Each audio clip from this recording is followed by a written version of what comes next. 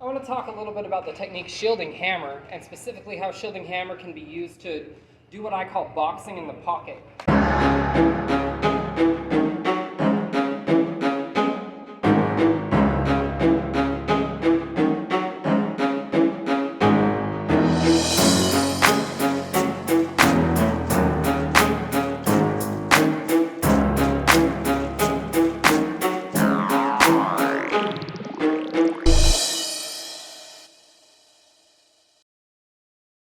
This is a technique that is done a lot of different ways at a lot of different Kenpo schools. I'm just showing a really basic way was the punch comes in and we just drop back with a compound block, inward hammer, elbow to the sternum.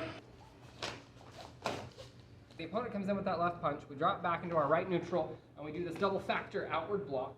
And then from here, we just blade our stance a little bit more. I'm a little bit square to the punch that came in. I square off to it. I have this bracing angle behind. And then I blade by turning my shoulders, and I contour up the body, and this is that raking hammer fist strike that goes right across the nose. From here, I just take my arm and I relax it right into the sternum, and it just cracks it. Ew. Anyway, it hits really, really hard as it comes in. 1, 2, 3.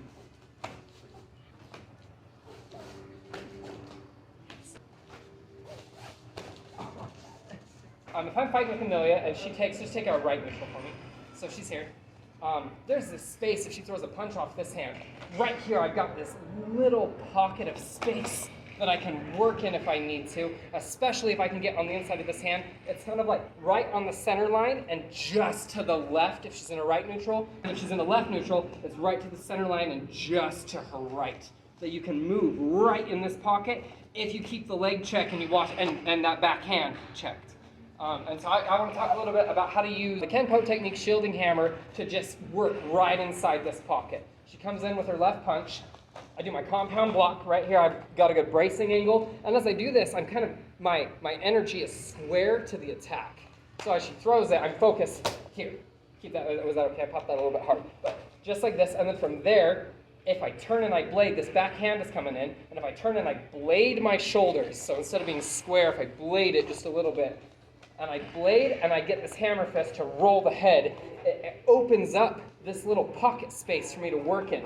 I can get the block, and there's the break. With borrowed force as the punch comes in, I can rebound right off this punch, right off that second hand to get the sternum break, and then from there, any kind of extension that I want, I can move through from there. Not that extensions are realistic. I know that when I am being attacked, it will not be by a robot or by a mannequin. I know. Again, Kenpo techniques are prearranged sequences to teach concepts. One of the many concepts it's teaching is how to use this movement off the block, attacking with the same hand I just blocked with, to take this little pocket space and work within it. But it's I don't know, I've seen this one done a lot of different ways.